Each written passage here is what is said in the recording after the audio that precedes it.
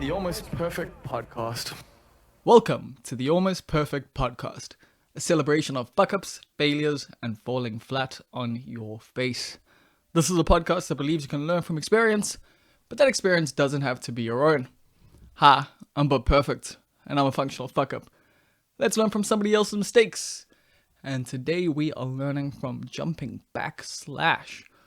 Now, Jumping Back Slash, aka Gareth, I don't even know his surname, is a producer who's done many other things throughout his career, but for the last decade or so he's been making music, and he's been mixing and mastering music for quite a few other people as well. So yeah, man, you probably know who Jumping Back Slash is if you're in the South African music industry, and if you're the type of person who would listen to this podcast. And he's someone whose music, like, I'm always blown away by. Like, I've written about it quite a few times now for Bubblegum Club, and you know, each time he puts out an album, it's a bit of an experience. You know, you're in for you're in for something different whenever you listen to Jumping Back Slash. And you know, we chat about that a bit. We chat about how each of his albums is different, and you know, they're parts of him, but they're also unique parts of him.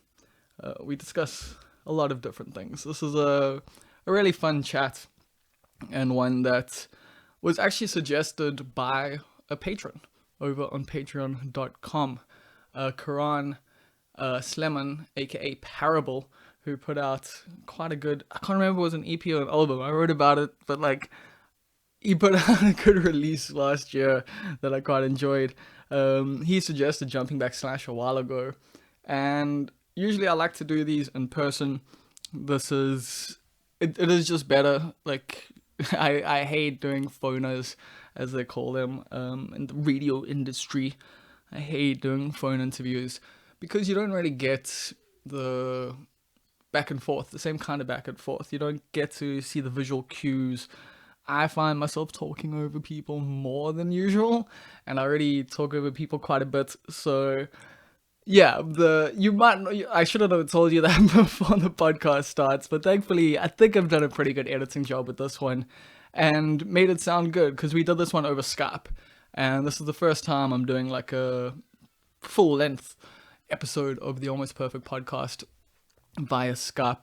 But you know, these times call for different things, and so yeah, we tried the vibe, and it went pretty well. And yeah, like, as I was saying, Gareth, Jumping Back Slash, phenomenal musician, but also just a really opinionated person, like someone who isn't shy to give his opinion on stuff, and that obviously makes him a good interviewee. And it also, you know, it comes with its own issues, as I know, as other opinionated people might know, and so we do discuss the effects that it's had on his career. But for the most part, you know, he's doing his own thing, and it's working out for him. He's developed a career that I think many people would be proud of, but he's in his 40s now, you know, and it's an interesting thing to see that. Like, someone, I mean, he's had a music career for a long time, but I would say he's kind of in his prime now. Maybe he might see it a bit differently, but personally, like, I'd say the music he's made over the last few years has been phenomenal. Like, I've really loved it. And you know, his place in the scene, who he's working with, how he's putting other people on as well, it's really cool. So yeah, man, this was a really cool chat, one I've been wanting to have for quite some time. And you know, there's some stuff in here that I needed to hear, like especially editing it back, because this week has been a fuck up. Like, I'm not feeling as good as I was the last time I chatted to you guys on this thing. I've had, like, this week started good, I think. I was feeling quite posy and stuff, and like, you know, I worked out 2 days in a row, which is pretty good. And then I just like hit the depros, bro. And I haven't even like been drinking this week, and that's annoying. So I'm probably gonna drink a little bit tonight, which is why I'm recording this now. This is the day before. I'm actually recording this on the Thursday. I usually do these on the morning of, but Yeah, I'm gonna try and just get my thoughts out now, cause I don't know how you're doing. I assume you're also probably having a little bit of a rough time. But yeah, me personally, I've been just the last 2 days especially. It's been Depro City. I've been feeling very, very, very down, like very sad for myself. Very much like my life is pointless. That my creative endeavors are meaningless. That no one cares about me. That no one likes me. Or and like that's such a shitty thing to say to people who are listening to a podcast that I assume like if you're not listening to this for the first time, if you're listening to it for the first time, sorry, this is gonna get a little weird. Skip forward until you hear jumping backslash's voice, I guess. But yeah, man. um Fuck, what was I gonna say? It's just been a bit of a rough week, and I don't like that's the thing. I don't like I hate to be like that. To be like, oh, no one appreciates me, and I don't get the props I deserve and shit like that. Cause fuck, you sound like a dickhead when you say that kind of stuff, but that's a little bit how I'm feeling, and it's also kind of disrespectful to the people who do support you. Because, like I was saying, some of you, are listening to this and you have listened to like every episode of this podcast. You've read my stuff that I write. You've come to my comedy shows, It's not like nobody supports me. It's not like nobody likes my work. But sometimes, like when you put stuff out into the abyss, like it really is just the abyss that stares back. And that feels fucking weird, like especially at the moment I feel like my personal feelings is that I am being drowned out by a lot of the noise, like I'm begging to be heard and listened to, and I feel really weird because I've been putting out this like podcast for over a year now. I've been working at it for a while. I've been trying to get good at this thing, and then other people have started up things in the last week, and already banging numbers, already doing better numbers than I'm doing. And so, like that kind of stuff usually doesn't get to me, and it's gotten to me quite a bit this week. Like my place and everything, like I've felt incredibly insignificant. And yeah, that's not a cool place to be, and it's not something I've enjoyed, but it is something I guess I need to come to terms with, like every now and again we need to look at ourselves, look at our egos, place ourselves where we really are, and figure out where we want to be and how to get there and all of that shit. So overall this maybe will turn out positive, like I've been in a lot of depressive stages in my life and they never last forever. But going through them sucks, and yeah, it's just been a bit shitty. And sorry if sharing that's a little bit heavy, like putting that on you, it might feel a little unfair, but also I feel maybe some other people are feeling kind of similar. Maybe, like the scramble for content at the moment, everyone putting up stuff, like, and you see other people's work doing well and yours not as well as theirs. And obviously comparison is always the thief of joy. So might be just in doing that, but it's kind of unavoidable at the moment. Like everyone is putting out content, and yeah, it feels like a rat race, and it feels like I'm losing, and I don't like it. But at the end of the day, what do you do it for? Do you do it for the accolades? Do you do it for the money and for, the fame and the love and adoration of everyone else? Or do you do it because it's something you care about? And I'm starting to think maybe a bit of both. Like maybe a little bit of adoration is partially why I'm doing this. Maybe I want people to like me and the things I do. And being isolated at home and looking for attention on the internet has made me feel pretty bad about myself lately. So should probably stop doing that, I guess. Is the cure there. This has all led me to an interesting thing though. I started writing a fucking movie this week. So that's a thing. I wrote the first scene. It was going to just be like a short film thing, and then I started plotting it out and coming up with characters, and yeah, now I've got a full story. It's essentially my Almost Famous. Like I'm just gonna put it that way. It's my experiences in the music world of South Africa, but also not my experiences. It's not like a autobiographical tale. It's a made up story based on something that really happened. Like the kickoff point is something that happened, and then everything from there is just an amalgamation of different people, different things, different vibes. And so that's been cool. So it's a kind of weird, like I'm feeling depressed about myself and like no one loves me and shit. And then I go and start writing a movie without any idea of if it can even be made or if anyone would want to watch it or anything like that. But it feels like something I need to do, so I'm doing it. And I did say on Twitter, I feel like maybe I'll put some stuff out on the Patreon account for that. And so I think I'm going to do that. It might be a cool way to keep me honest and just keep at it, because this might be, like doing the first draft might take a short while. I've already written quite a bit. I've already got quite a lot of it planned out. But it'll be something I'll work on for quite a while. And then I'm going to share snippets and things on the Patreon account. So if that's something you're interested in, Patreon account. Holy shit. I've been fucking that one up. But yeah, patreon.com/almost perfect is where you can go. You can subscribe to this podcast for as little as $1 a month. And well, I say as little as $1 a month, but fuck, by the time you're listening to this, I have no idea how much $1 is going to be. So you could be paying my rent with $1 a month at this point. Shit. Yeah, I'm actually a little worried that people are going to unsubscribe from the Patreon account. And if you do that, I totally understand. Like, shit's difficult for everyone out there.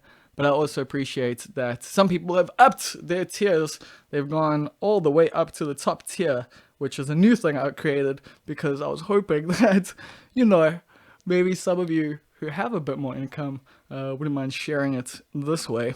And this is a tier where you get a special shout out. It's called the titular titles tier over on patreon.com/almost perfect. And this one's going to cost you $10 a month. You also get a mug out of it. Not yet because of, you know, Corona and stuff. But in a little while, I'll be sending you a mug. And you get to have a title on this podcast. So Stephen Olivier is the only person currently in this area of expertise. Shout out to everyone else. Obviously, I appreciate those of you who have been supporting this podcast at any tier for the longest time. But shout outs to His Excellency, President for Life, Field Marshal Stephen Olivier, VC, DSO, MC, Lord of all the beasts and of the earth, and fishes of the seas, and conqueror of the British Empire and Africa in general, and certain parts of KwaZulu-Natal in particular, or something else less pretentious, like executive producer. So, yeah, that's his title. So shout out to Stephen Olivier. Greatly appreciate you signing up to the titular tiers. Titular titles, tiers. Fuck. I can't even get my own shit right at the moment. So, you know, no wonder no one wants to listen to this shit. Yeah. Anyway, so that's the thing. You can go to patreon.com. There's various levels there. Would be appreciated if you supported this thing. I think I've rambled enough. I think I've put like my heart out there. I've tried to connect. I've tried to be honest, man. Just fucking be honest about this thing. Because, of course, someone listening to this must feel similarly. Like, you must be going stir crazy. You must be looking at your own stats and just being like, why isn't this more? And if you feel like that, shout outs to you. And if you don't feel like that, how's about sharing this thing? Get those numbers up. Help me feel better. I'd appreciate that. Cool. So yeah, that was a bit more of a personal intro than I normally do. But, you know, I've always wanted to be like Mark Maron. And I guess this isolation is turning me into him in a little way. Yeah, thank you for tuning in this far. We're about to get into it. This is a fantastic chat with one of the top producers in the country. He does originally not come from this country, but I think we claim him as our own now. I see him as definitely part of the South African music tapestry, and I've got a lot of time, a lot of respect, and a bit of love for Jumping Back Slash. Yeah, it's a bit of a tough time in South Africa at the moment. Yeah, absolutely. Tough time around. The world is having a tough time.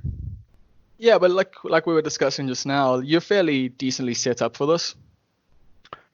Yeah, I guess so. In terms of my lifestyle, yeah, I'm in the sort of Kate Bush, sort of like late period Kate Bush period, like artistic. If I put all these things together in a sort of like an epochs, then yeah, I've retreated to the woods. Is that how you see yourself as a late era Kate Bush?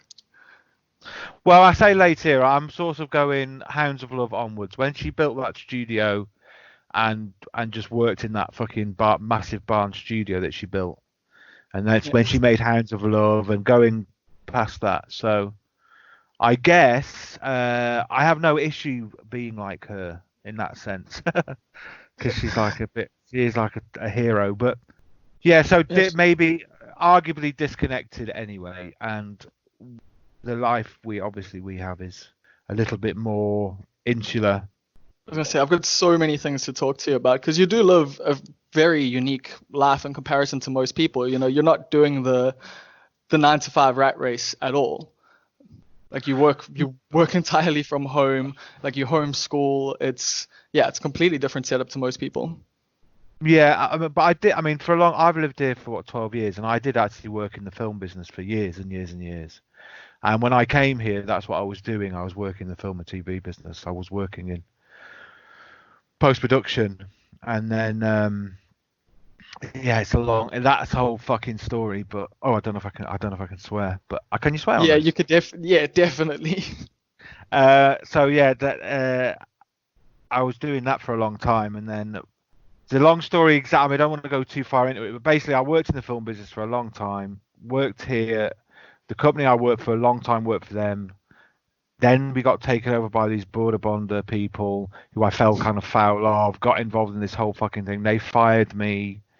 Then I worked for this crazy person on 90 Plain. I ran 90 Plain Streets post production. I used to be like a manager. I used to work as like a technical manager, and I was a CTO of this studio in Cape Town, and then I was working for her as a post producer.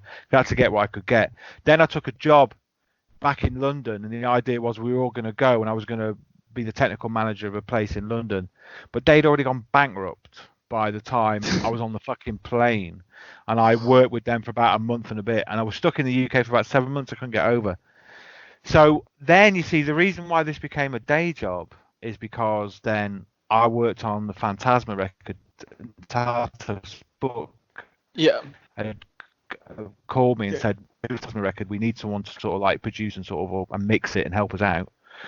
Would you come back?" And they had a deal then, Well, so he flew how me how back did here. Spook know you?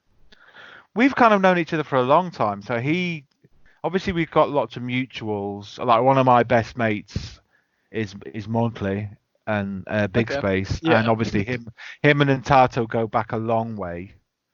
And then so there was that mutual, and then I think he started to know about me as a musician when my first 12-inch came out, which was this 12-inch called Quai Sneakers, which I think was about 2010 or something like that. Okay. And he got to know me then and was posting about me, I think, and stuff like that. We got to know each other, and we've worked on stuff on and off. I've played shows with him, and like yeah, the Phantasma thing. I think I'd put a record out or an EP out before I left, and they'd been listening to it, and also they'd asked me to I'm shouting, but I realise I've got a headset on. It's I all don't good. need to shout. Sorry.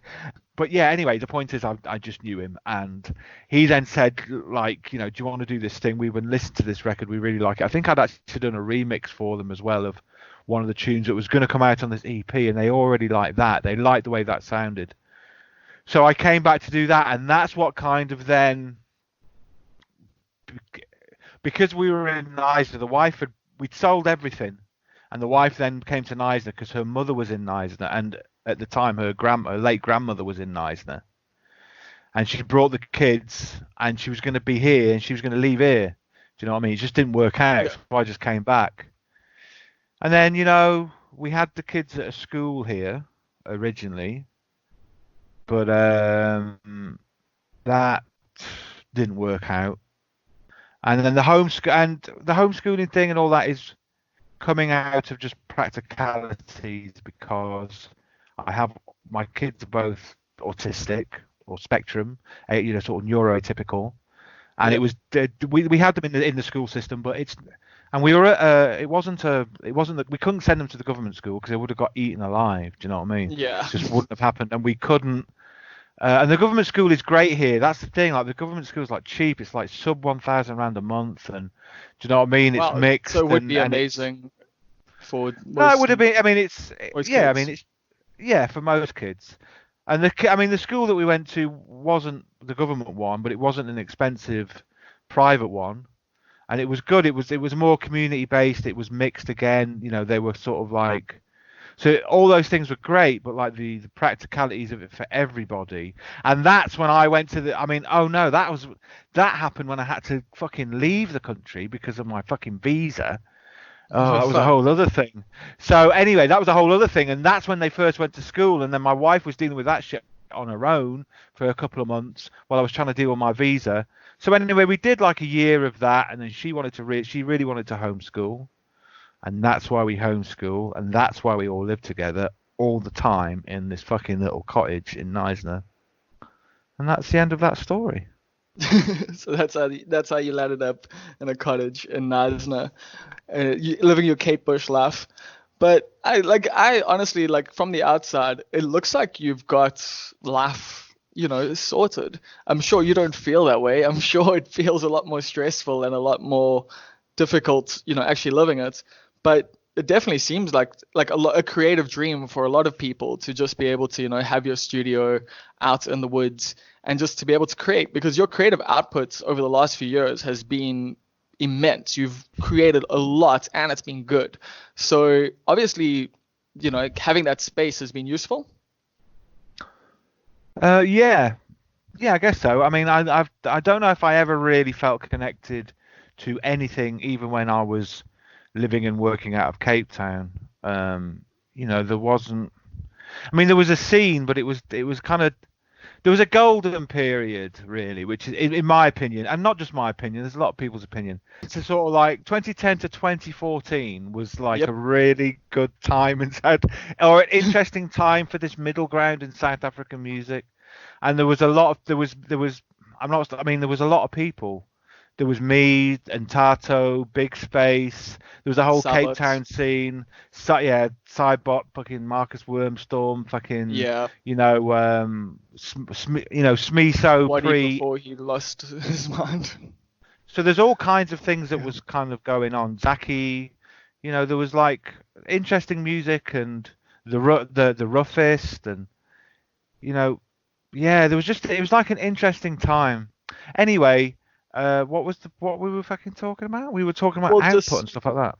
Well, just you being like, secluded now, away from everything Oh else. yeah. I Well, can even imagine being in those scenes still are distracting, I mean, for me, I didn't. Yeah, that was my point. I didn't really feel like that thing that I thought I was. If I was a part of anything back then, it was a bit more disparate because people were living in different places, and it wasn't. And always really a bit on the outside looking in. And I'm also a bit of a wind-up merchant. I think I kind of like. I can just be, a bit. I can be aggressive in that way, but at the same time, I mean that's the thing with Cape Town. It's not fucking. I'm not even going to talk about that place. But I think some people might want you to though. Like Parable suggested. I think his name Karan.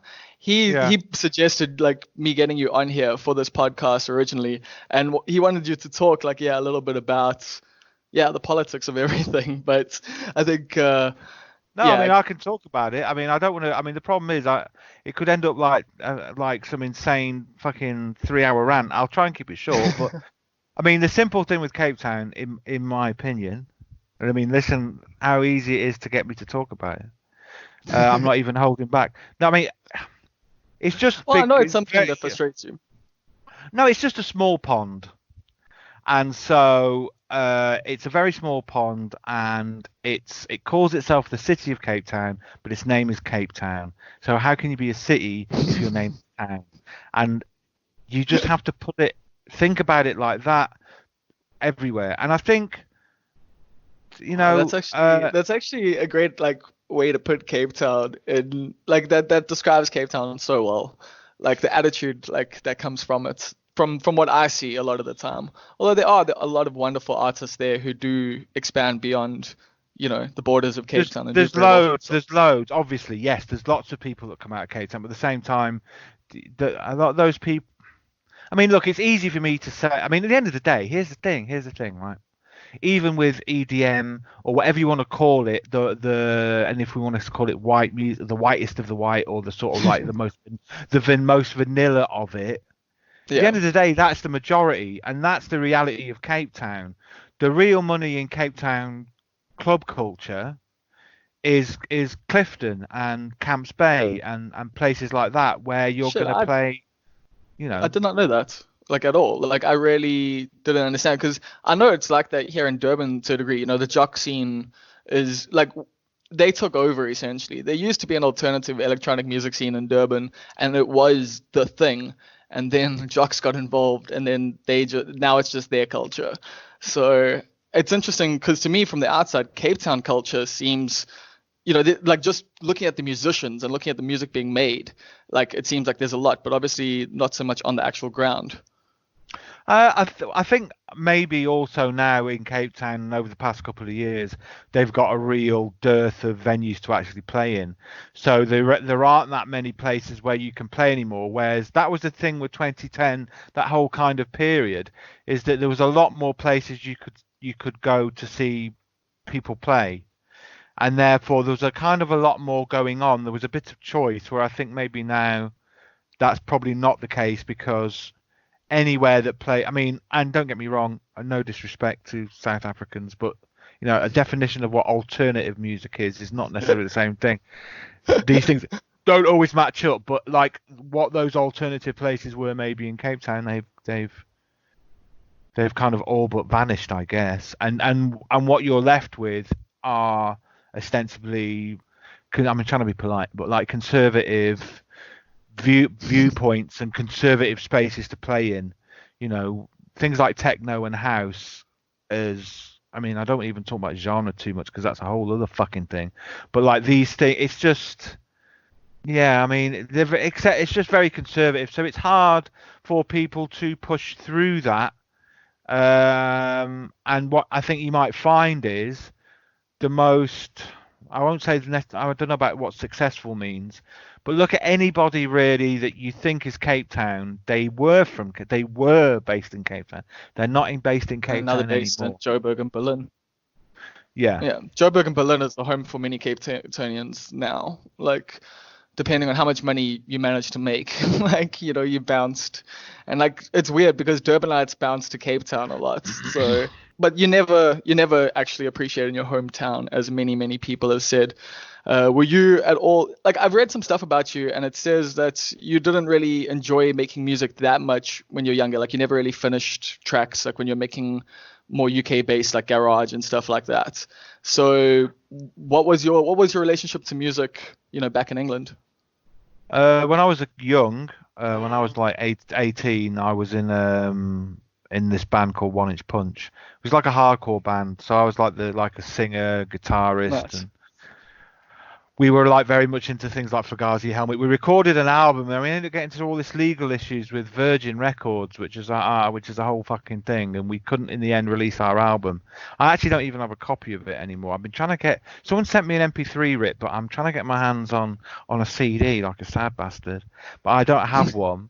So there was that, and then for a long time after that, I had no interest, because we'd all moved to London, and the thing kind of fell apart, and we were obviously, not necessarily that committed to each other, and like young, like Yeah.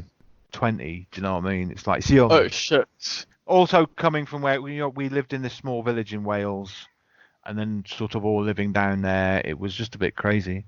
So for a long time didn't, and then when I went back to London, then to work and start working film and TV, and the people I got to know, we started making music, and sort of was making sort of electronic, and I was playing out in some places in Brick Lane, but all that stuff is a kind of journey, I guess.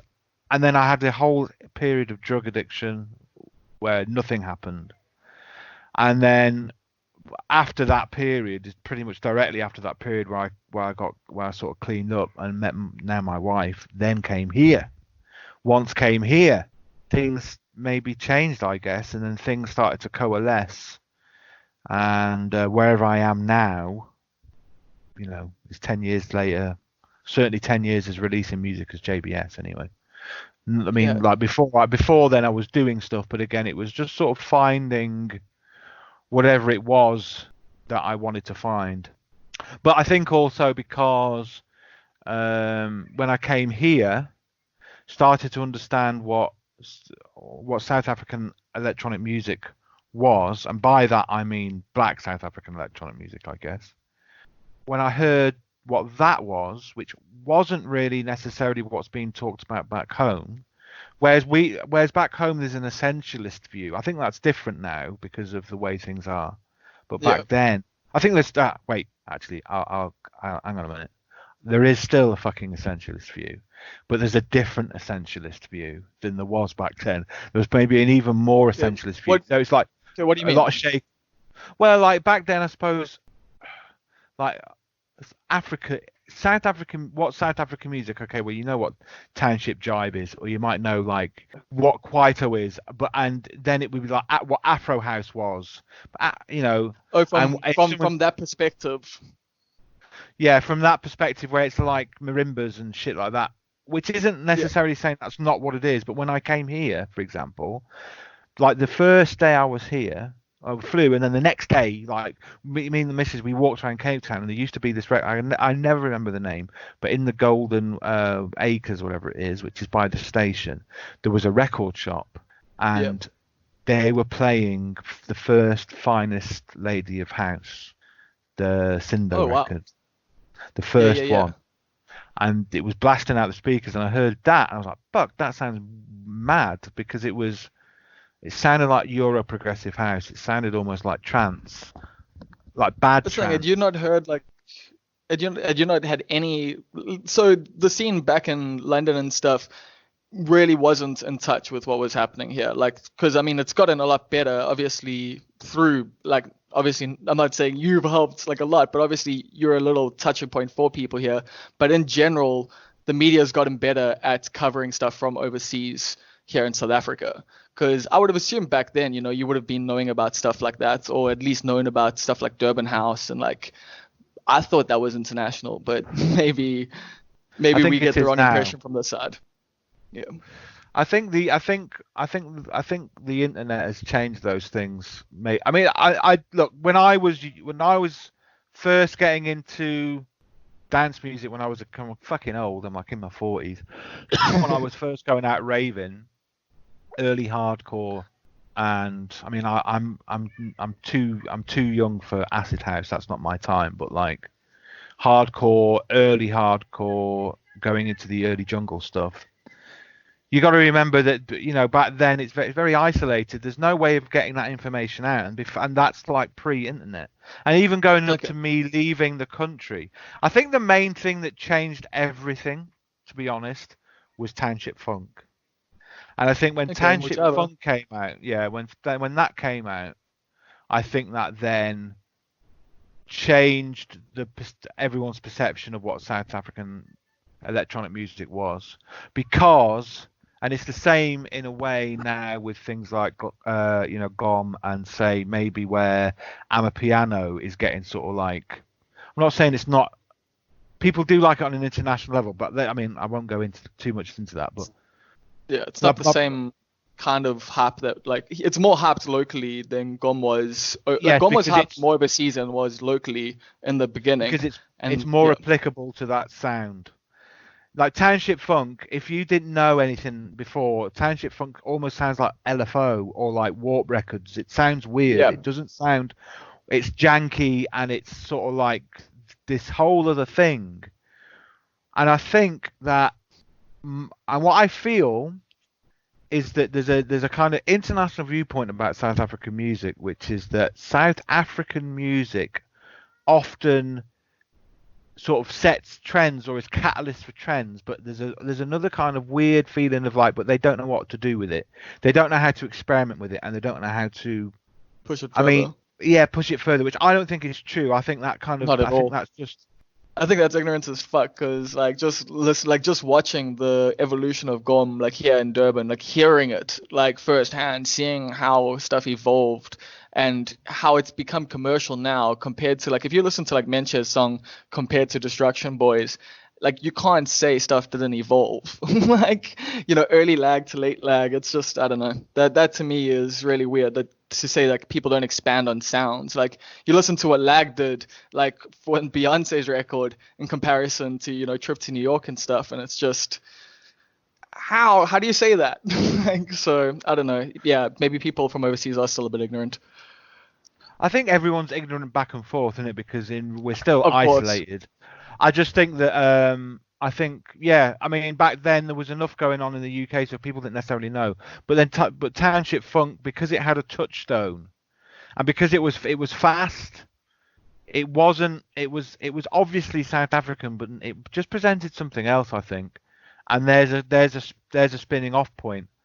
And I think Gom became popular because it could be mixed into all different types of music on an Sure. international level. So it works with grime, it works with techno, it works with house.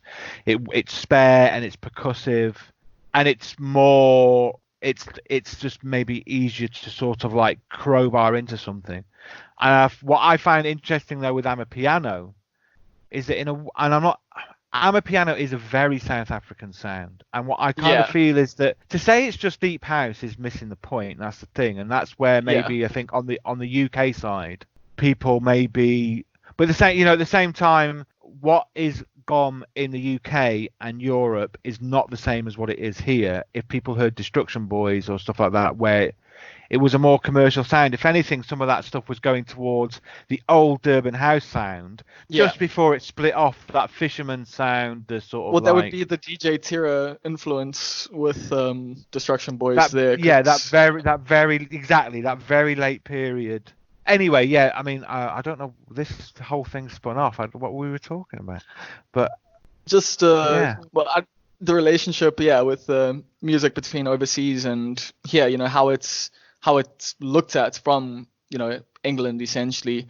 oh So yeah, that's yeah, sure, yeah, yeah, it's and then been like obviously going forward, yeah, then you sort of like SoundCloudia and sort of like and the internet, and yeah, that's obviously then where it starts to spread out, and then obviously people in the UK start to take it, and you know, also I definitely think Berlin in general like became a point of contact for South Africans in Europe.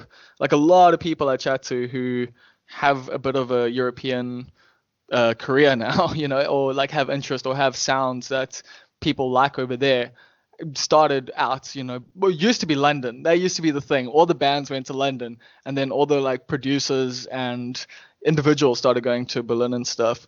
So I think all of that started happening around the same time as, stuff like also Future Sounds of Mzansi came out, and I don't know how well that did overseas, but I know here it, like obviously was pretty important. And so it's just everything started coalescing together to get South Africa out there more and more. I know, well, like 5 or 6 years ago, Noisy were super, super into what was happening here and just a lot of different places. So it took from about 2010 to like you say, 2014, things were really interesting. And it's weird that we got the light shot on us kind of just after all that interesting stuff was happening. Although there is still interesting stuff happening. I mean, obviously I'm a piano, Gom, etc. But do you feel a little remiss that like internationally they missed out on that period of 2010 to 2014 here? I don't know. I mean, from my perspective, that was, that I mean, that was an interesting time that's when I first was putting music out, and I think it's more. I think it kind of starts to coincide with, maybe the death of SoundCloud and the death of music blogs, and that's what everybody was kind of launching off back then, was like music blogs, Yeah. and then from the music blogs, people were like, like the Fader were picking up on stuff, and Noise. I was doing stuff with the Fader, with Noisy, I mean, everybody was, Yeah. Mix Mag, DJ Mag. I was in the actual fucking. I think it was DJ Mag. I was actually in DJ Mag.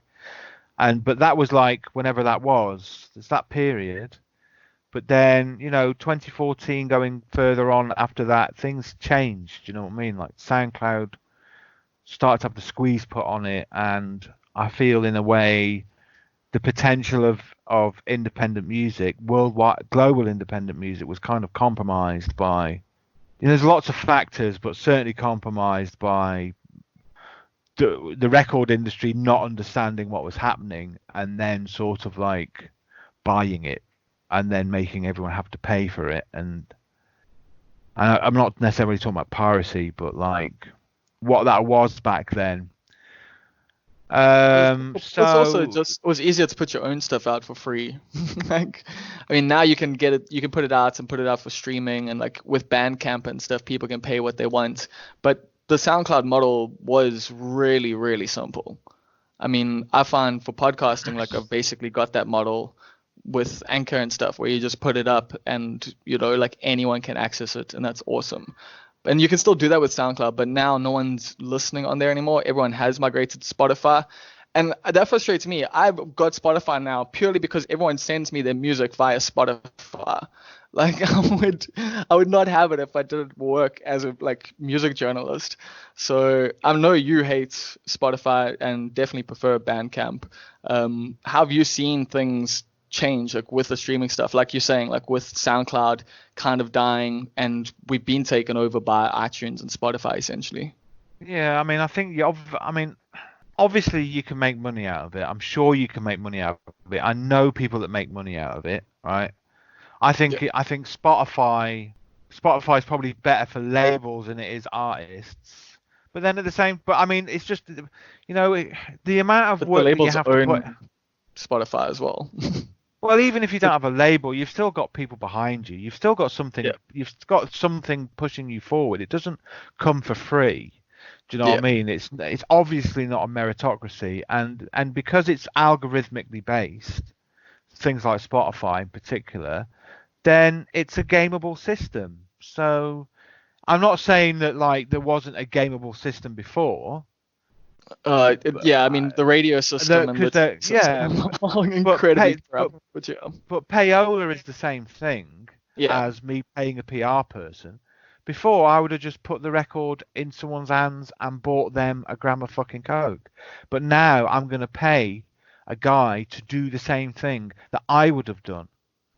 But it's still the same fucking thing. At the end, if I'm you're hiring to do your PR, like.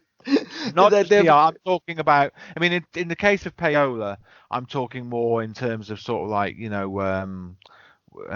people that pitch tunes to DJs. You know what I mean? Yeah. Which and some of that shit was sick. When it was a lot of fucking money.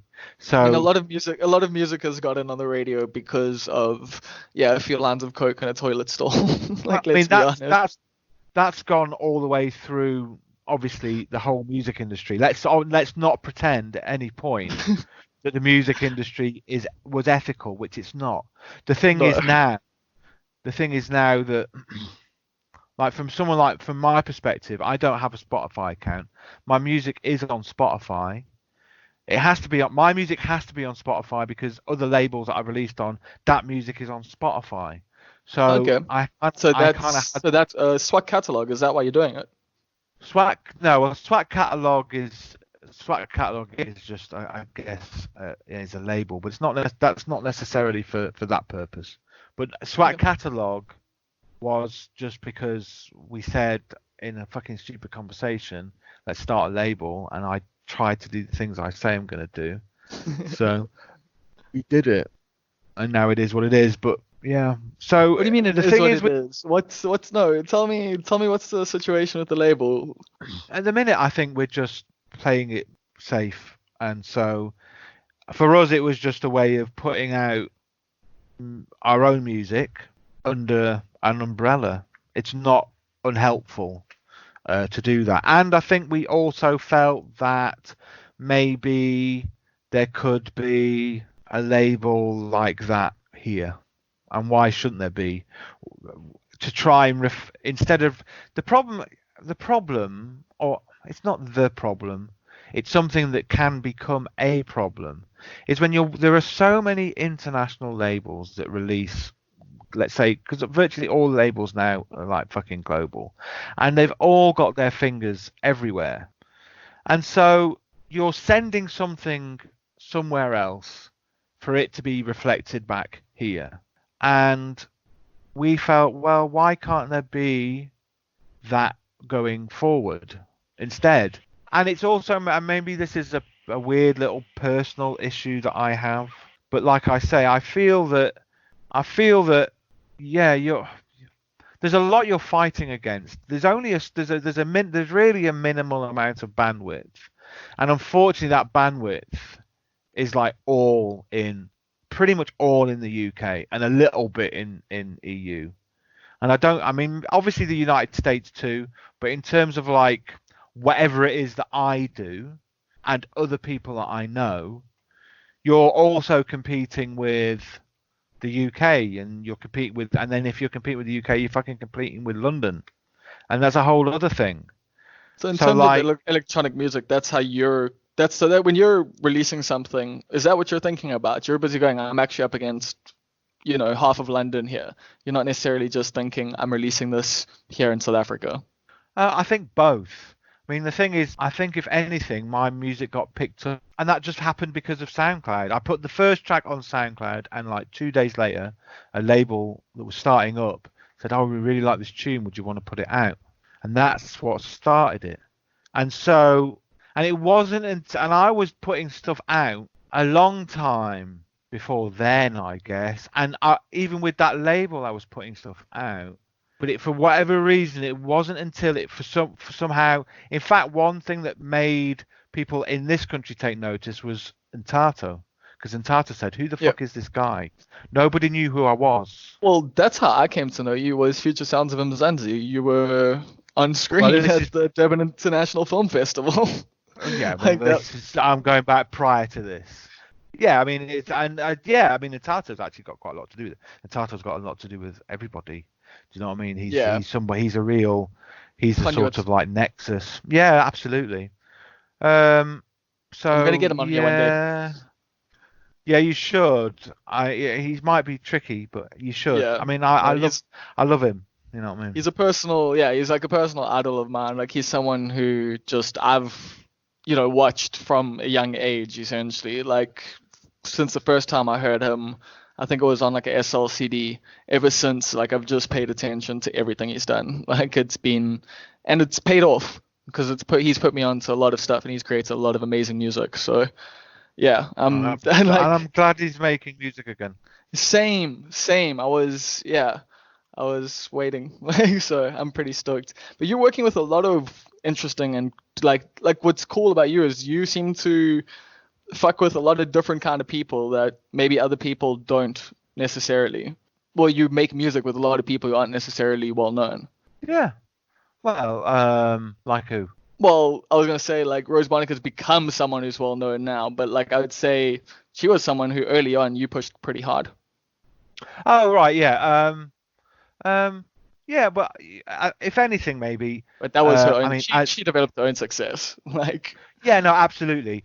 Yeah, I mean, I actually learned a lot when I first came back. Like I said, I was doing the Phantasma record, and it was an opportunity to see what Ntato was doing, because he was basically, this was his day job, and so, as old as I am, and as old as I was then, because I'm still older than fucking him.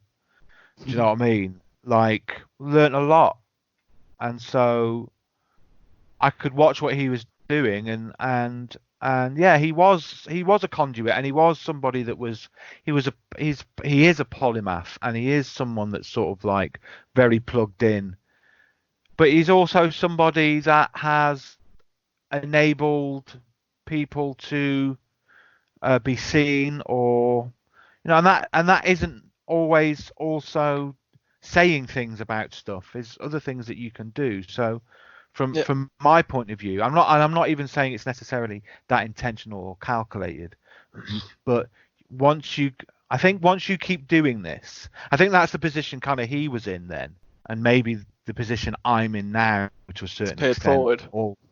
not just that. It's just that if this is what you do, you're gonna be working with loads of fucking people. Do you know what I mean? It ain't just one thing that you're doing. Certainly not me, and certainly not him. And so you just end up rubbing up against a lot of people. And also for me, maybe as a more of a contrary thing that I can be like was, well, no, I'm going to at least do my best to amplify what I see around me that I think deserves to be amplified within this country, and certainly outside of this country. If that's the way the game has to be fucking played, then fine. Do you ever worry about well, I know you don't, so it's a silly question to ask, but all the shit talking you have on Twitter and stuff, like, do you ever worry it's going to affect your career negatively? Or because from my side it just seems negatively. Then why do you do it here? But only here. But Okay. no, because this look, I don't know what I'm doing this for. Fundamentally, I'm doing this because I sit down and I make music. Fundamentally, to me, I am a musician. Yeah. And that's what I am. And so my opinion, I mean, who gives a fuck? And does it affect my career? Maybe. But what does it mean? What am I trying to?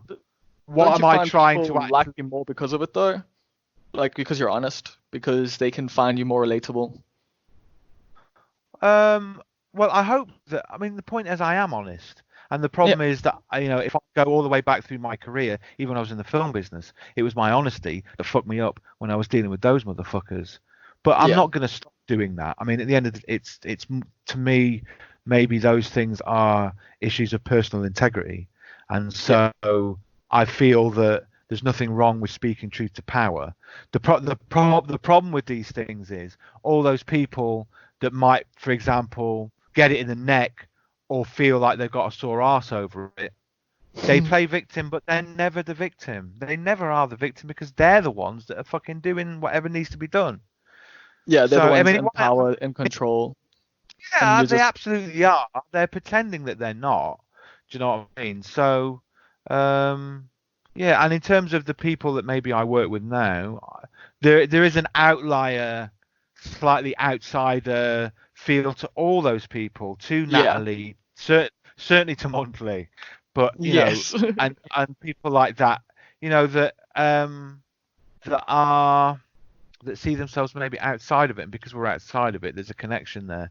Do you know what I mean? They're all people, from my point of view, like anybody that I've ever put forward like that.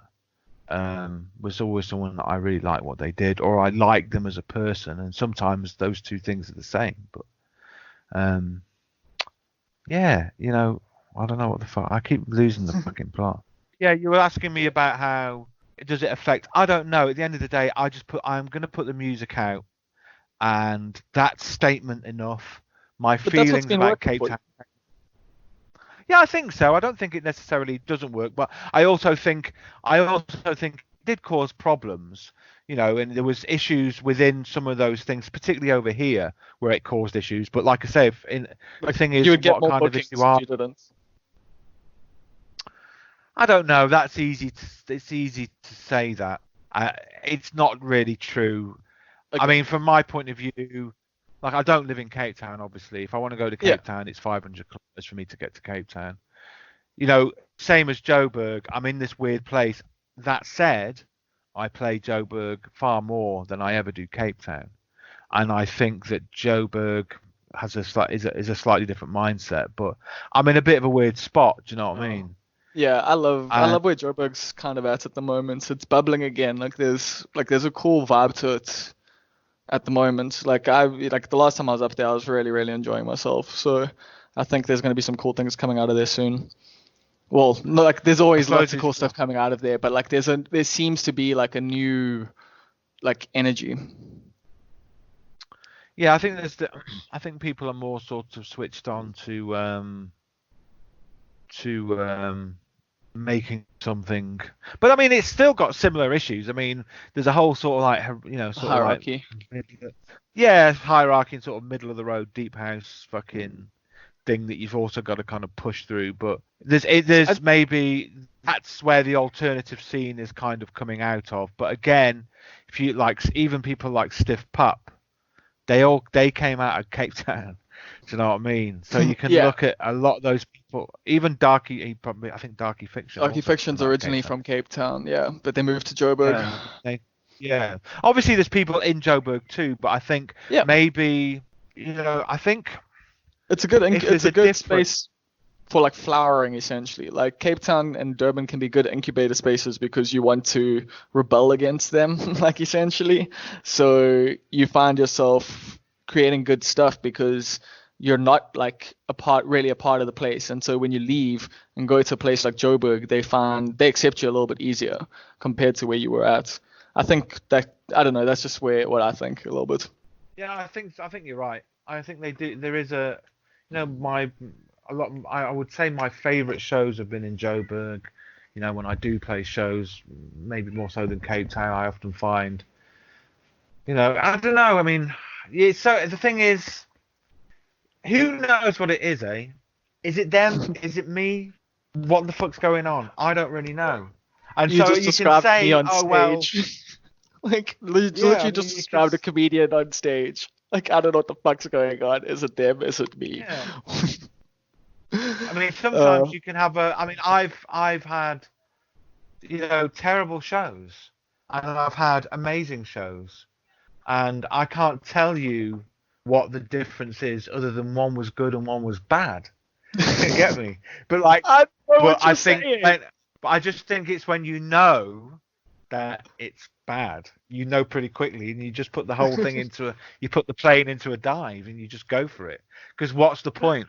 If I think back, it's a compound problem being good and a compound problem being bad. You're just more likely, you're off balance. There's balance and there's off balance, and sometimes off balance is is good, and sometimes it's bad, isn't it? And and that's maybe what it is. Because when it slides, everything slides. Yeah. What is your relationship with? Sorry. With what? Sorry, with live music. Sorry. What is your relationship with live music at the moment? Because you don't seem to play that much. Obviously, the being a Knysna makes it a bit difficult. But is it something you enjoy normally, or are you more of like a bedroom kind of guy? I think once I moved here, and I kind of realised that it might not be so easy for me to do. Gigs. Well, I mean, it's just because you got like to make a living as a gigging musician is fucking difficult, and it's a lot of it's hard work and a lot of shit going on. So I pivoted my income, and so that's when I started to push, because I was at the time the Phantasma thing, sort of like helping produce and mix that record. I got more into that sort of stuff, started mixing records and pivoted everything towards that, and then was mixing, mastering, and doing composition for adverts and films and stuff like that. And that's where all the money comes from. Yeah. And so gigs, I didn't concentrate on them in that sense. So it kind of goes a bit like that too. That there's a sort of like, if I was to push it and concentrate on it more, I mean, because at the end of the day, you're not emailing promoters asking for like gigs. No, fucking hell. I mean, I've worked with people as bookings, but it didn't work for me. Do you know what I mean? People don't have the same priorities as you, and and the problem, they want money. You want good gigs. Well, at the same time, also, this whole thing has become this sort of. It's a bit amorphous. It's not, the word isn't amorphous, but like now, the events person is a DJ, is a producer, is a fucking this, that, and the other. Now you can't. That's level one of the fucking game, right? Level one of the game is, they're all gonna put the mates on. I mean, I suppose we all do that, but the stakes are higher when people are really getting fucking paid. So that's level one of the game. Do you know what I mean? There's no war. I mean, you just explained like the last 10 years of South African music so well. Like the festival scene, why like you see so many of the same bands in the same positions on the same lineups. making their 20, 30 grand, at a time when no one even cares about them anymore. And it's just because, their friends are the ones getting millions in sponsorship, and, they can just go, cool, here you go. Here's 20 grand. Your name's on the proposal. Done. Like, Look, obviously, I would counter my statement slightly by saying that, I'm not right about everything. I'm Of just course. saying this. I'm just saying From your there's perspective. there's different factors, and so I know that I am as complicit in, I am at the rudder of my boat. They are the waters, and I can't help the waters. I can only help how I fucking steer. You get me? So, Yeah. So you're not really playing live much, but is it something you enjoyed? Because you were in a band. I mean, that obviously means like playing live music must be something you enjoy. Yeah, no, I definitely enjoy it. I think it's banging. The thing is that you do it and then you kind of go, because you don't, maybe, I mean, for all the reasons I don't play out maybe as much as I should, when I do it, I think it's great. And that's the problem. I can sort of say, I don't want to do this no more. Or what's the point? Like it's just a fucking ball ache. And then I play a show and you go, oh, that's why I want to do it, because it's good, isn't it? And I was one of the reasons I was so prolific, kind of from the beginning with music, is because I was only ever playing my own music out, and I still do now. I mean, I kind of got a weird sort of like way of working. It's like a live DJ thing. But I've always played my own tunes out, and I still do now, and that was the reason I was doing it so much. And I did enjoy it, but yeah, I mean, Obviously, family responsibilities as well makes, touring life just more difficult. And also, just in South Africa, touring life isn't really a thing. Like, very few people get to make their money off of live gigs. yeah, I mean, I was never that expensive either, but at the same time, my it's limited where you can put me. Do you know what I mean? It's like, so people will come to see me, and I can persuade some of the room, I'm sure. But at the same time, But you need the right crowd for you to be on like at 11 or 12, of essentially. course. I don't really like festival crowds. I only ever played one. I mean, I played lots of festivals, but like the best one I played Red Bull, didn't you? Like at Oppie, I think. I did. Oppie was a good one. That's probably one of my favorite classic festival experiences. But yeah, I mean, I find it dissipates, and I prefer the energy to be very compressed, and I think the smaller the space, the better. I want to, when I play live, I like to make it sound kind of overwhelming, which it kind of is. It's kind of very, it's heady and it's kind of overwhelming and can be a bit. Yeah, listening to your albums, I get that feeling a lot, like genuinely, even without the liveness. A little bit uncomfortable is kind of what I want it to be, and not enough to make you think fuck this, but like a little bit uncomfortable. And so yeah, I mean, it's limited, so I guess, or I'm kind of limited, and I'm also not prepared to fucking do what needs to be done. If there's something I have to do you know what I mean? I ain't gonna do it. You know what I mean? It's like I have freedom. I mean, regardless of how many people do or don't listen to my music, I have the freedom to make the music I want to make. Yeah. And so, and a long time ago, I kind of cast off. It wasn't important to me. That wasn't what was important to me. Do you know what I mean? Like what has been important to me is I mean, I guess all the music I make sounds like me, but then a lot of it's all very different, and that's really what I wanted to do. It's like I really, David Bowie's like a big influence on me, or is someone whose music I'm a massive fan of, and that's what he did. I mean, he's constantly evolved. Yeah, it's just that maybe from a different point of view from my side, I'm doing it slightly more introverted. I'm not anyone that you're not doing the different characters, but each album has been like I get that. Like each album that I've heard, at least, like, and there's been quite a few now. I can't even remember how many of yours, between the EPs, the albums, the singles. Like, there's definitely, each one's got its own feeling. Like, it's packed, like nothing's the same. Like, essentially, like Yeah, between like your different projects, they sound like different projects, especially with your latest one, which is coming out on Friday. I can't remember its name right now, but just listening to the first track and then it ends like with that metal riff at the end, and I'm just like, yeah, this is just a whole different experience to like other JBS releases, you know? Yeah, I guess this it's like my metal record, but Yeah, that's exactly what this feels like. I was so shocked. I was like, yeah, this is a vibe. it's just because I mean there's a lot of with any I am quite prolific, like a lot of people that are prolific.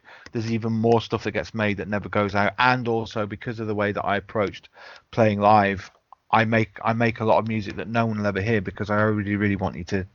It's about having it in those spaces. Do you know what I mean? That's Of the only course. place you can hear it. So if I mean talk about myself like that, if people want to hear it, you get what I'm saying. Yeah. So and this stuff was an album that I was or music that I've had for a couple of years, and it was just this big sort of project that was in my head that I couldn't quite come to terms with, and then all of a sudden, a few months back, took it in did different things, and it turned into the album. Sort of stacked it up and it started to make sense. But yeah, what's in there is a lot of sort of metal or like metal, not tropes, but sort of like ideas, I guess. There's like a lot Yeah, of yeah, yeah. screamy vocals and a lot of guitar. I've got a lot of guitar on there and a lot But of but mixed with the other, like mixed with your like brand of electronica essentially. yeah, I guess so. It's like that's the thing. And I don't even know how to describe your music half the time. Like when you send me stuff and I've got to write about it, I genuinely like struggle to figure out the vocab because genre is irrelevant. Like like I just need to throw that completely out the window and just try to figure out how to like describe your music in different ways. Like I that's why I enjoy listening to your music is because like, I can't put it into any genre ever. I mean, I can go like, oh, this sounds like that came from there, but you mix stuff in ways like you clearly listen to a lot of different music and put it all in different places. And this album, like you're saying, and I've kind of picked up even in previous records that you like metal, and I think you've posted about it a bit online and like some of the metal stuff I've put on out online and that. So I got that impression, but it's really cool to actually hear you do it. You said you took time over years. Was this a thing that developed?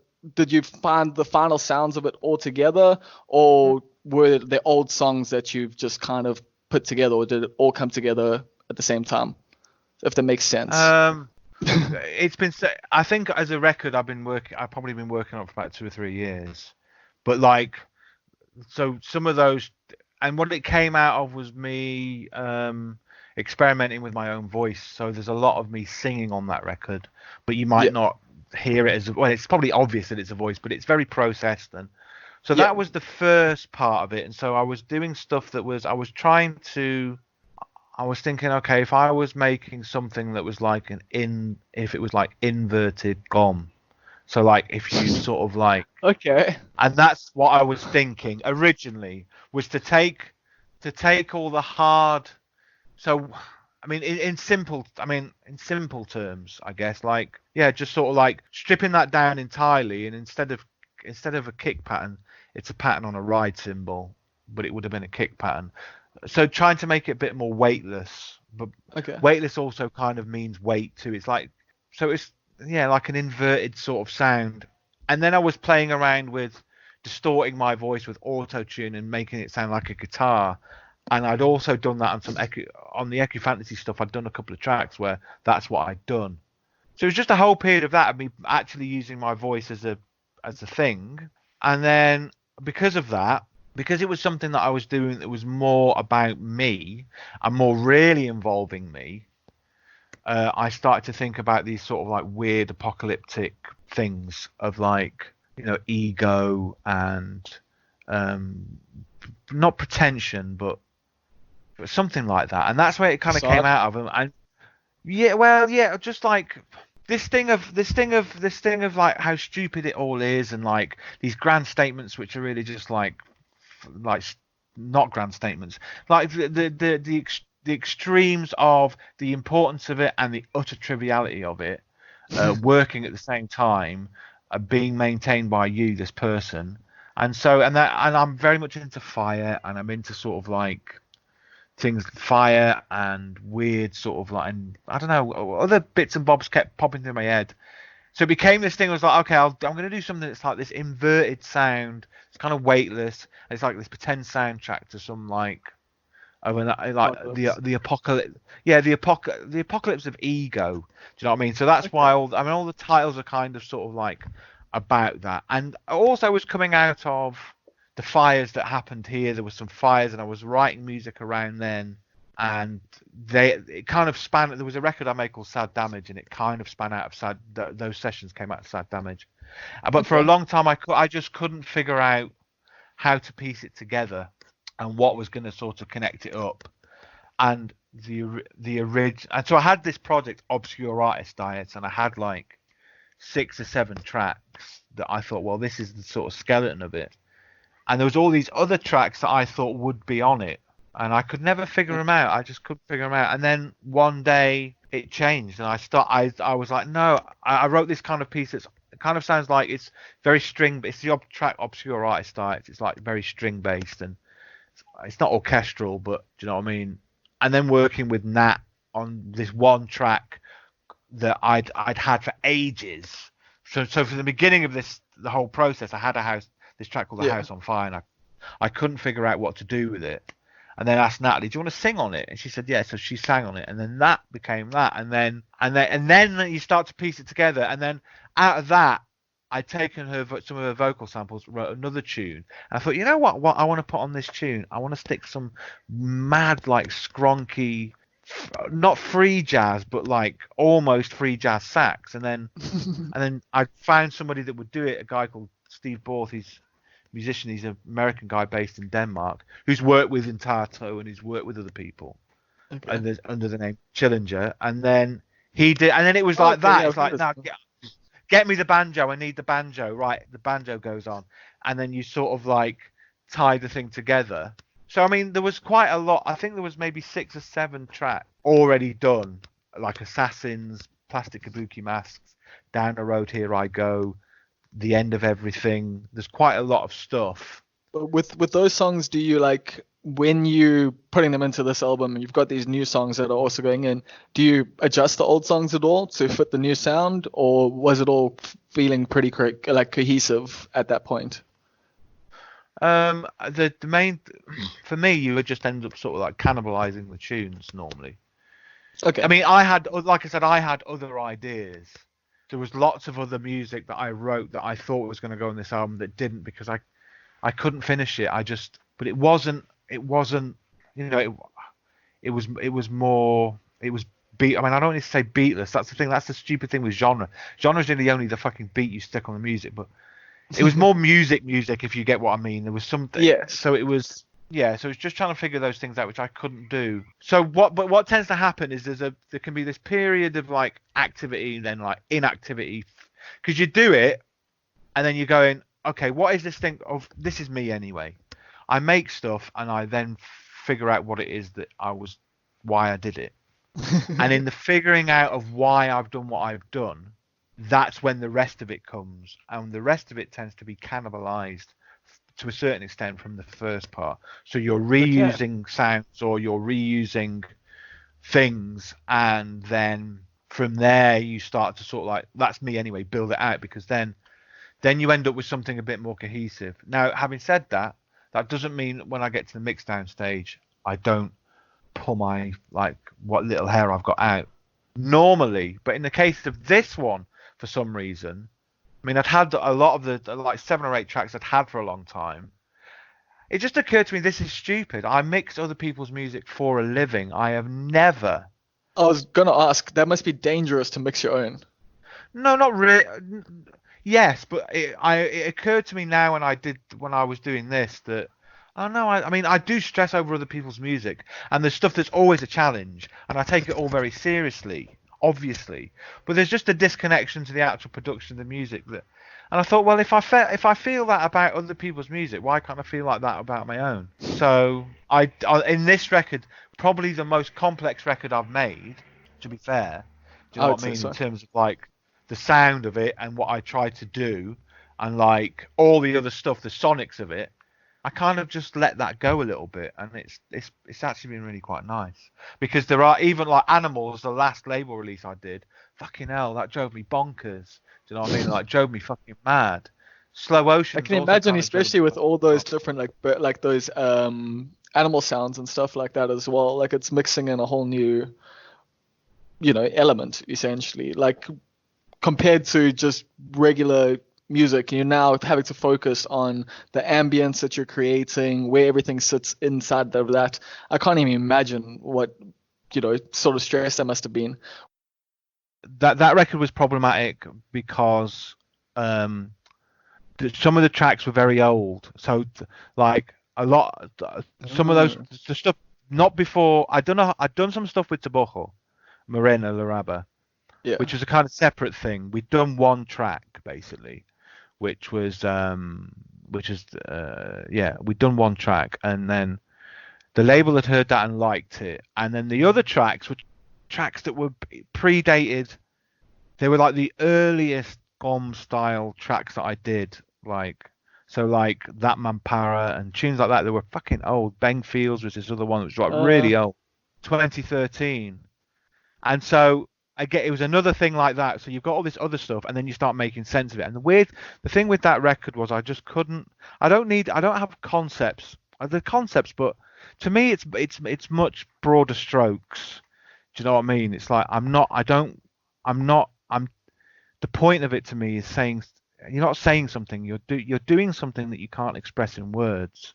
And so whatever that is that sounds like, whatever it is like what I'm trying to express. I don't always know what it is.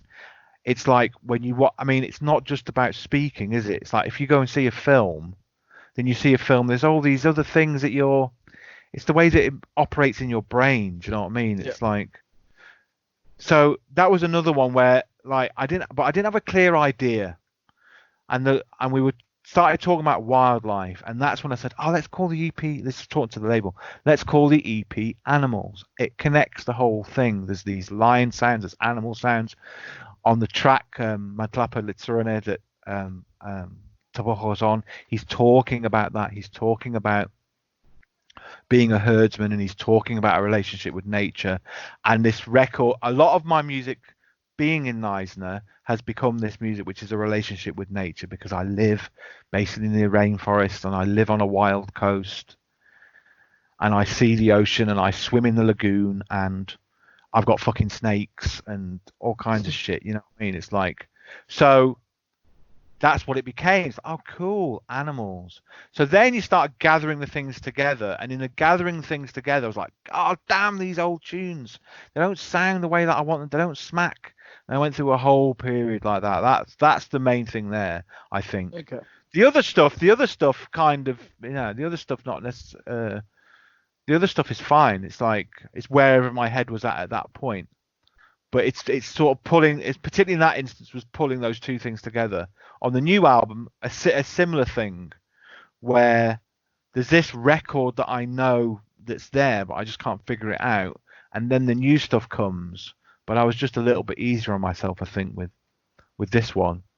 And that was that. And I'm hoping maybe going forward I'll be equally easier, or try to be easier on myself. Yeah, that kind of suits the whole point, well, the motto of this podcast in a way, because like I heard that saying, perfection is the enemy of good enough, like years ago, not knowing that it was meant to be perfection is the enemy of good, but someone had said perfection is the enemy of good enough.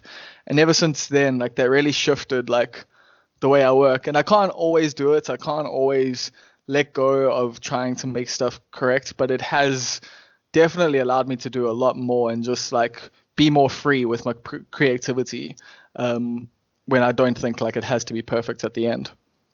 I think one of the issues we find now is the amount of stuff that you can take in, and the amount of stuff that's out there is very overwhelming.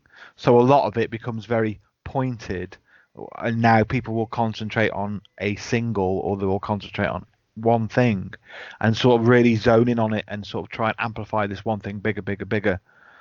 But I mean, the reality is that it's over a period of time. It has to be. The only thing that matters is when you started and whenever it is you finish. Hopefully you get long enough. But To you get know, some that's benefits. what. Well, even well, whatever you're chasing, you're chasing. You Yeah. know, like what's his face from Talk Talk? Um, when they did Spirit of Eden, which is seen now as their sort of classic, it's this very sort of seminal record, and it is. It's an incredible piece of work. He was like, I mean, he made records after it, but he was kind of done. Do you know what I mean? He was like, I've done it. Oh, I totally I get mean, that. Yeah. not everyone, and he just wanted to achieve this sort of total balance, as like a Zen-like balance, I guess, between improvised music and recorded music. That because he always felt, you know, there's something created in the moment, and then there's something preserved in time, and how do you get this thing that's somewhere between the two? For me, it's the same, or whatever it is. You just got to look at this thing long enough and say, well, you're not always going to hit the fucking target. Nobody ever did. If you go through anyone's albums, do you know what I mean? If you just talk about music, there might be a couple of There's always some stinkers. stinkers. Do you know what I mean? Some Or stuff some that's of those less might be good my or favorite works less. songs. Like over time, like I love that relationship with like an artist over time though. Like, where they do like, release some bad stuff and you hate it for a while. And then you go back and you listen to it and you're like, oh, this actually wasn't that bad. I quite like this. And then like stuff you did like, you're like, oh, I don't like this anymore. It's that's the thing. At least doing it and putting it out there allows people to create that relationship with you, or with your music at least, and with your art. Because whilst you feel that way about music, like so do the people who listen to it. Going back to stuff, like I can imagine, like as a creative, like going back to something you made like 2 years ago and then like releasing it now and like fixing it up must be insane. But like as a just a fan, it's so enjoyable to like actually like listen to something that someone released a few years ago and like put it in the time and place. But it's such a different relationship. Yeah, well, I mean, when you listen to music, people that, like for me, or, so many things are connected to your own life, aren't they? Like Yeah, where you were in a piece of, with anything, that which is you're, which is if why I you're, love Limp Bizkit. no, fair enough. I mean, for me, I mean, fine. I mean, yeah, I mean, cool, dude. But I'm not gonna Not gonna harsh a take the mellow on bait. that. I wouldn't do It's that. okay. No, no, of course I wouldn't. Of course I wouldn't. What's the point? Because that's the thing. It's like, at the end of the day, I mean, it's only just opinion, and Yeah. and that's kind of that's again sort of like some of the shit that maybe that is behind this album in a way, is like the pointlessness of that, the stupidness of it, the fucking nothing's gonna be the same, everything's fucked forever, when none of it is. Nobody really knows what the fuck anyone thinks about anything they're going to do. You can't predict it. You can't, and therefore you shouldn't put it up as a hurdle. And I think the part of it, it goes in two directions. If you look at a footballer, you look at like Wayne Rooney. Wayne Rooney, when he was 16, came against Arsenal, ended their unbeaten run, never thought twice. But as the years go on, you think more. Every move you make, you think more. So it goes in that direction, and then it also kind of weirdly goes in the other direction, which is You get like, more zen. yeah, it's like the point of it is casting that shit off. So the both things are going, because when you're young, you don't care so much. Do you know what I mean? You don't Yeah. think.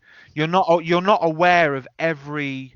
You're This not is aware of. exactly where I'm at. Like I'm like so frustrated with how brave I was like when I was younger, and how like careless, and like how like I would just, yeah, jump off buildings kind of situation, like in terms of like career and personal life. And now I'm in a situation where like I'm overthinking everything. Like it's so yeah, what you're saying here is really hitting hard. No, I don't think. I mean, I don't know if it's overthinking. It's just that the longer you live, you go, well, I didn't know there were five paths in the forest until the day I found out there were five paths in the forest. every one idea you have or notion you have can split into an infinite amount of things. You know that the older you get because you know how fucking mental absolutely everything is. So maybe the point of it is that it's maybe it's a triangle. You go up and then you hit a thing, and then the idea is you got to push through that, or it goes in both directions because it's kind of some of that shit's also stupid and fuck all. Do you know what I mean? Yeah. I love what social media is, and I know if I was 20, when I was God. 20, I would have wanted what there is now. But that don't necessarily mean everyone should It think was or good. hear what I say. Do you know what No, I mean? So I'm so glad I deleted my old Facebook because I never want to ever read that stuff ever. Like ever. Like genuinely. yeah, Like I do not I want to think it know can what my be. 20-year-old thoughts were. Like my inane stuff, like the stuff I published and that, so it's just like I'm happy with. But yeah, like I definitely don't know how good it is for the youth to just be constantly like putting out their thoughts and opinions. Or even us. No, but you've got to. Well, I mean, it's the currency.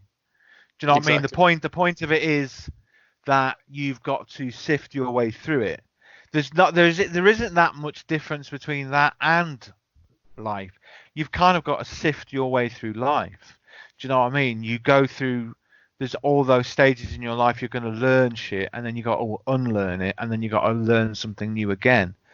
And in that is whatever it is, that's what Sounds you're, exhausting. well, I mean, it just goes, it's not, it is exhausting, I guess, but yeah, but I don't think you necessarily think about it. You're not thinking Yeah. about it. Do you know what I mean? I just think that yeah, I mean, things are very different now to what they were then. There's a different way to be seen. There's probably more pressure on, there's a lot more pressure in a different way on people to do something that they think is worthwhile. But what the fuck, you know, it's all bullshit.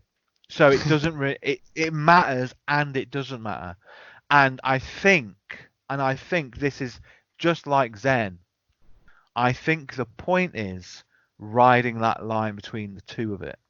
And knowing that it's important, but also knowing that it's bullshit. And if you're okay with that, then that's the journey. Doesn't mean that you're necessarily any more intelligent or any less angry or whatever the fuck it might be, but maybe that's the point. And to do it that's where you've got to make the mistakes or fuck it up, or do you know what I mean? Let go of that shit, because particularly now more than ever, you kind of can, because you just leave this fucking trail behind you. I mean, yeah, people can find it, but that, just it doesn't matter, because next week you can put out another record. Do you know what I mean? You have the ability to dictate Well, it's that also, sort yeah, of. like, yeah, if you look at, yeah, like how people are constantly being cancelled every week, but, next week they've released something new and it's dope and people love it, and then they cancel the next week. So, yeah, that whole thing is a roller coaster to ride, essentially. Yeah, Just, I'm not talking too much of necessarily about uh, sort no, of no, like I being know. a Like, fuckwit, but like. I was just using that as But an yeah, example. exactly. But it is the point. It is the point. It is kind of coming out of that. It's all on the same spectrum. People will forgive So your embarrassing transgressions and your shitty earlier work. Like they might bring it up, but if what you're doing now is good, then who cares? yeah, well, I think it's all processed. I suppose you get you have to kind of think, like, from a music point of view. Not everything will ever be released. Not everything everybody will hear. It's all process. The stuff that gets released and doesn't get released. And mistakes and accidents are your friend, really, because particularly from an electronic music point of view, because they it doesn't exist. Yeah, And so, well, yeah, you guys aren't allowed to have mistakes. Like, well, it's very different to rock bands it's where, plotted. In yeah, terms of, right, if I picked up a guitar and turned it on and it was tuned wrong, or it fed back and made a fucked up sound, it's hard to it's though I think, if anything, that's certainly something I've chased and chased, is making chaos. Do you know what I mean? Making more and more chaos and making it chaotic and making it generative and sort of like making it feel like I'm plucking it out of the air as opposed to writing it on a grid. Do you know what I mean? Which is what really a lot of electronic and particularly dance music is based on a huge amount of fucking template and sort of like it's got to be this and then it's got to be that and then it's got to do this and you got to be able to mix it out of it. It's like, nah, fuck all.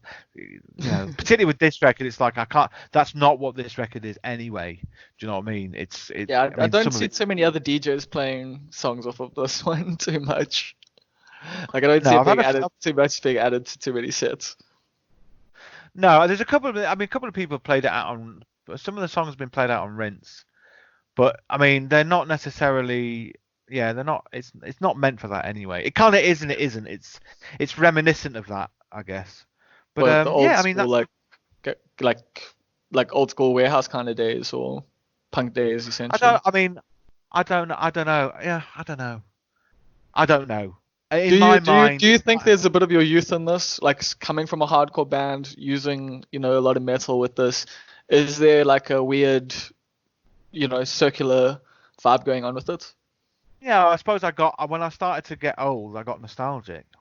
Once I turned 40, I maybe got nostalgic.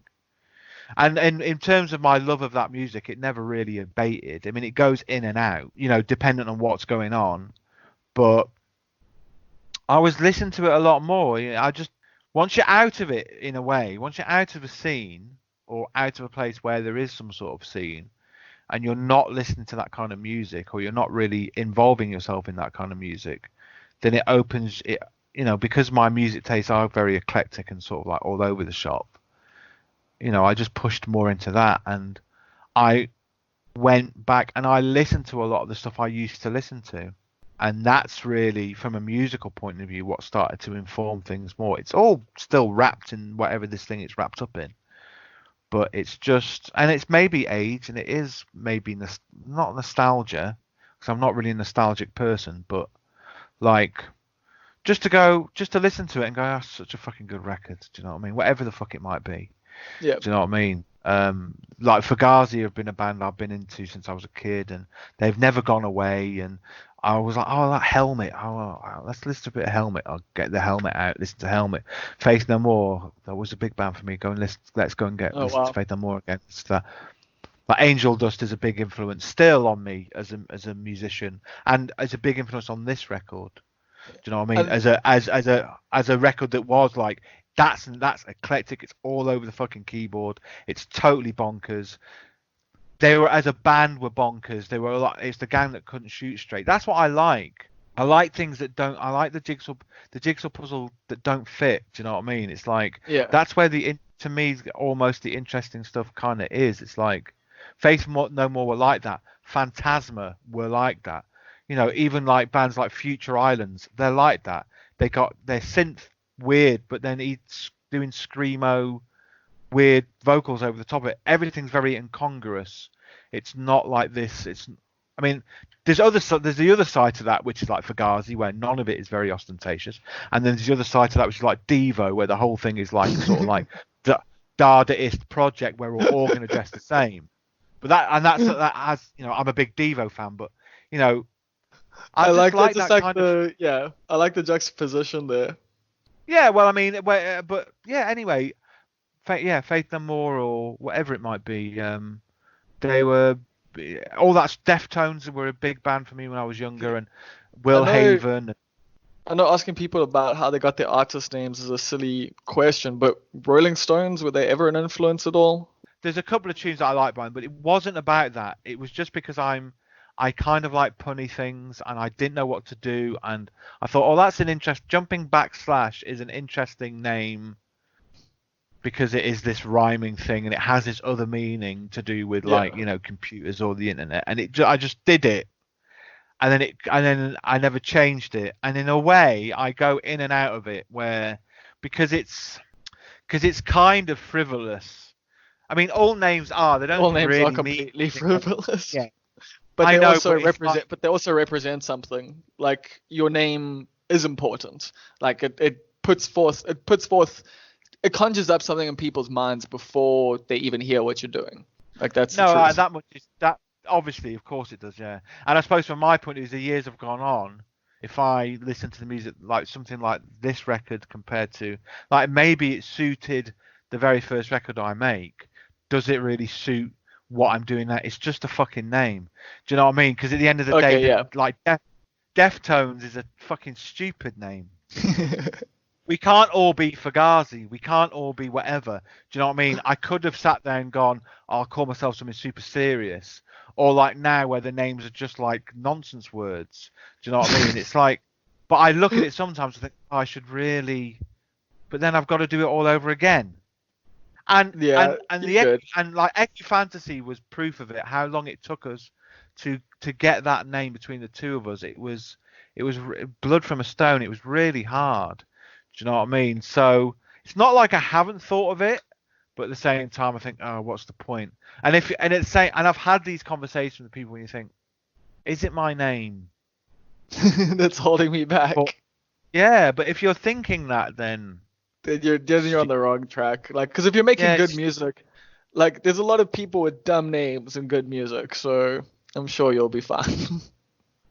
yeah. So, but it doesn't come from the Stones. It's just a stupid fucking name, and I never bothered to change it. The idea of starting all that, and the longer you go, also, maybe the less point there is in doing it. It's like Because people now I've know you as JBS. Like it's yeah. yeah to start with something. I mean, obviously, yeah, like I said, I've got that other project, but to start again, Yeah. with in another way, it's like, oh god, no, fuck that shit. So yeah, not into the Stones, but I think Under My Thumb is a great song, and there's some good songs by them, but there's a list of music or like I bands can't that imagine you putting on Satisfaction at home. Like, well, I like the Devo version of Satisfaction, so so that's a good. sometimes you play it at home. Okay. Well, I play the Devo version, but I don't Yeah. necessarily play the version. But no, I mean, it was never really. I don't know what it. Yeah, it's just like it's the same as the Beatles in a way. It's just like there were so many other things out there for me where I think, oh god, you could. Like, why would Is you this care? the only way? Yeah, and is this the only way we can quantify what's important in terms of British music or music? But I know that it's a touching stone. You know, it's very influential and a touchstone for loads and loads of things. It's just not my cup of tea. And certainly as well, when we started playing in that band, I mean, I was into metal first, and then I got into the like Dead Kennedys in my early teens, like someone would give me a tape, and then from there I started getting into hardcore, and that's how it sort of went. To like the Stones It would when be impossible. it's the antithesis, because they were like, by then they were country lords when I was that age. Do you know what I mean? In like the sort of like Okay, mid yeah, 90s. they were rich as fuck and like just It was already they were already on the circus. Do you know what I mean? It really wasn't yeah. anything. Do you know what I mean? Like, but then Black Sabbath, yeah. You know, Deep Purple, yeah. Not so much Led Zeppelin, but like Sabbath, fucking 100%. So, Yeah. you know, there's touchstones for everybody, and they're just not mine. But I did play around with the idea of calling it. I'll just call myself JBS, and people do call me JBS. But again, Yeah. like I make an announcement. I'm announcing to everyone that my name is now JBS. What does that even mean? Do you know what I Oh, mean? It's so stupid to think yeah. that it matters. It does and it doesn't. Like you were saying earlier, it's about finding that balance essentially of realizing that it's all super important and also completely irrelevant. Yeah, exactly. It's super important, but I can't be bothered to do anything about it. I think is that what it is? Maybe more. But yeah, it is. It's somewhere between the two. It's like every time it's going to change. Do you know what I mean? Whatever. Anyway. Sweet. Fuck that I shit. think that brings us to the end here, and thank you so much for Yeah, I this. think This has so. been incredibly informative. I've always wanted to talk to you just in general. Like, I enjoy your vibe, like that you put out online. I really enjoy your music. So this has been really cool for me, and I think a lot of people are gonna learn from this because of where you're at in your career. like they're still going through some of the stuff you were talking about. So I think it's going to be very useful. So thanks for your time, bro. Oh, well, I appreciate it. Thanks very much. I hope I didn't go on too much, but I appreciate it. Thanks very much. I wanted to do this, so it's nice to. And we've never really spoken before. No, like other than We've on the never internet. spoken or So met, other than on the internet. So we're a little bit closer, which is nice. yeah, In this is rad. in these troubled times. But anyway, take care of yourself, and You too. yeah, keep me Yeah, posted, mate. hopefully. I was gonna say I hope the release goes well on Friday, but like whatever, like just it's gonna be dope. Like I don't know. How do you feel about when you put out music? What last question? Sorry, I know we don't have a lot of time, but how do No, you it's feel fine. when you're putting out music? Is it a I'm done, here you go, and you don't care about the numbers, or do you actually care like how many people hear you? Yeah, of course I care, but I mean, I don't know. I mean, and then like this record, I've been very bad with promo, but I'm kind of like I'm a bit busy, and I've got I've got a fair few projects on that I'm doing for people, and which is good, so I can't complain there. And obviously there's life, and now all this other shit, and so yeah, I mean, it's quite. You just do your best. The first and the day of it, normally you're doing a lot. It's a lot of like going on social media, posting, and people posting about you, and then you make sure that you're talking about it. And Get that buzz up. but at the same time, to me now, it's just now more than ever is a good time for people to be intrinsically involved in the culture they enjoy, because a lot of people actually have the time. So because of that, I just thought I've got to put this out, because I don't know when this shit's going to end. None of us do. Do you know what I mean? Do I say I'll wait for this pandemic to be over? This pandemic's not over. It's not going to be over for fucking ages. Do you know what I mean? Yeah. So for right now, it's there. At least it's there. Just go find it. You'll find it. It's there. And and because it is an album, it's just people can maybe sit there and actually fucking listen to it. Instead of just waiting for the singles. Yeah, or it's just a good time. It's like people definitely have the time to listen to it right now. Do you know what I mean? They definitely do. So we'll see how it goes. I'm just happy to get it out, and I'm already thinking about the next thing. So Cool. Well, thanks for your time, bro. yeah, take care, mate.